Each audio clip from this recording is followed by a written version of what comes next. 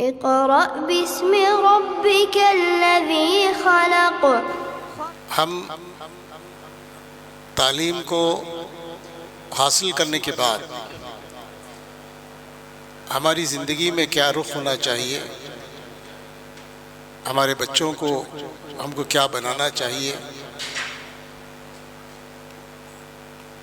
اس کو سمجھنے کے لیے سب سے پہلے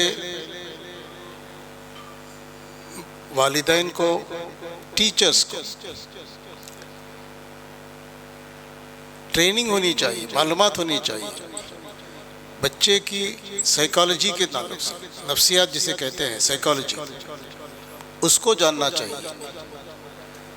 جاننے کے بعد ہی ہم طے کر سکتے ہیں کہ بچہ ہمارا کیا بنتا ہے، کیا بن سکتا ہے، کیا بنانا چاہیے، کس رخ پہ اس کو ڈالنا چاہیے۔ ہر بچے کے اندر 98%، 99%، 100% اپنے اسکول میں لانے کی صلاحیت نہیں ہوتی، ہمیں اس سے توقع بھی نہیں کرنی چاہیے۔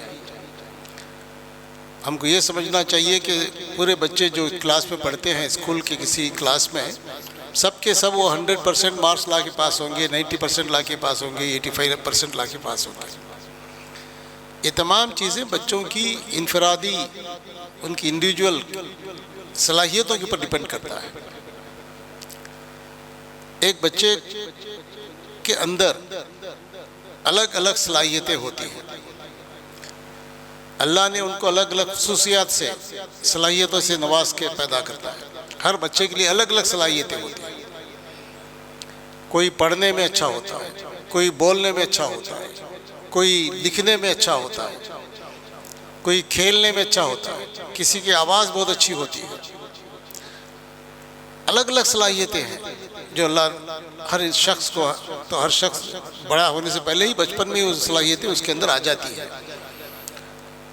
تو یہ تو چیز ٹریننگ سے معلوم ہوتی ہے، چائلڈ سائیکالوجی سے معلوم ہوتی ہے، بچوں کی نفسیات کو سمجھنے سے، جاننے سے معلوم پتہ چلتا ہے کہ بچے کے اندر ہماری کیا صلاحیت ہے، اسے کیا بنانا چاہیے۔ یہ اسکول اور ٹیچرز، اس کے ساتھ پیرنٹس، ماں باپ کو بھی معلوم ہونا ضروری ہے۔ ٹیچرز اور پیرنٹس دونوں کے کمبینیشن سے ہمیں اپنے بچوں کی صلاحیتوں کے بارے میں اندازہ ہوتا ہے، اور ہمیں اس کو اسی لائن پہ، ہمیں اسی پیشن پہ لے کے جانے کی ضرورت پڑتی ہے۔ اسی کے ساتھ ساتھ پتہ نہیں آپ کو اس بات کا علم ہے یا نہیں ہے، 40% بچوں میں، عام بچے ایک اسکول میں، کسی بھی اسکول میں اگر 40 بچے ہیں، 100 بچے ہیں، تو 40 کے اندر ان کے اندر لرننگ ڈیزیبلٹیز ہوتی ہے۔ لرننگ ڈیزیبلٹیز یعنی سیکھنے کی کمزوریاں 40% بچوں میں ہوتی ہے۔ کوئی بچہ جو ہے ڈسکیلکولیا ہوتا ہے۔ ڈسکیلکولیا کا مطلب یہ ہے کہ اسے میتھمیٹکس آسانی سے سمجھ میں نہیں آتا، میتھس کو سمجھ نہیں سکتا، حساب میں کمزور رہتا ہے۔ ڈسلیکشیا ہوتا ہے، وہ الفاظ کو الٹا پڑھتا ہے، کچھ الفابیٹس کو الٹا پڑھتا ہے، بی کو سی اور سی کو بی کو ڈی اور ڈی کو بی لکھتا ہے، اور اسی طرح سے کچھ اور الفابیٹس میں اسے تکلیف ہوتی ہے۔ کسی کو پڑھنے میں، کسی کو لکھنے میں الگ الگ ان کے اندر چھوٹی سی پرابلم ہوتی ہے، وہ سمجھ میں نہیں آتی، نہ ماں باپ کو نہ ٹیچرز کو۔ وہ سمجھتے ہیں کہ یہ بچہ کمزور ہے، یہ بچہ ویک ہے پڑھنے میں، اس کی دلچسپی نہیں رہتی۔ بچوں کے اندر اے ڈی ایچ ڈی ایک سائیکالوجیکل ایک ڈیزیبلٹی ہے، بیماری نہیں ہے۔ وہ بچوں کے اندر بہت ہی، وہ بچے ہوتے ہیں بہت ہی شریر ہوتے ہیں، گھروں میں آپ نے دیکھا ہوگا، خاموش نہیں بیٹھتے، چیزوں کو اٹھاتے رہتے ہیں، پھینکتے رہتے ہیں، نیچے کرتے رہتے ہیں، دوڑتے رہتے ہیں۔ اس کا مطلب یہ نہیں ہے کہ وہ شریر ہے، اس کے اندر ایک کمزوری ہے۔ تو ان تمام چیزوں کو سمجھنے کے لیے پہلے ٹیچرز کو یہ بات معلوم ہونی چاہیے۔ جس اسکول میں آپ اپنے بچے کو، جو ایک کیا کہتے ہیں، ایک ہیرا ہے، ہر بچہ اللہ کی جو تخلیق ہے وہ مکمل تخلیق ہے، وہ ایک پورا ہیرا ہے۔ اس ہیرے کو ہمیں تراشنے کی ضرورت پڑتی ہے، تو تراش کون سکتا ہے؟ جوہری تراشتا ہے، جویلر، ڈائمنڈ کو کٹ کرنے والا۔ وہ تراشتا ہے. تو ہمیں جب اسکول میں داخل کرنی ہے ہمارے بچوں کو تو ایسے جوہری کو تلاش کرنے کی ضرورت پڑے گی، ایسے اسکول کو تلاش کرنی پڑے گی جو اس بچے کی جو صلاحیتیں ہیں اس کو اجاگر کرے، اٹھائے، اس کو تراش کے ایک اچھا نکھار کر ایک اچھا ایک انسان بنا سکے.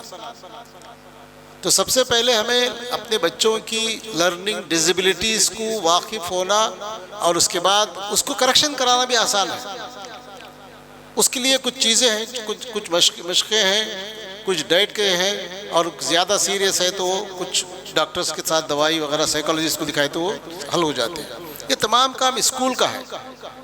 اسکولوں میں اس کا سسٹم ہونا چاہیے، نظام ہونا چاہیے جو یہ کام کرے، اور اس کے ساتھ ساتھ ماں باپ کو بھی اس کا علم ہونا چاہیے اور وہ اس کو سپورٹ کر کے بچے کو پوری طرح سے نارمل لانے کی کوشش کریں.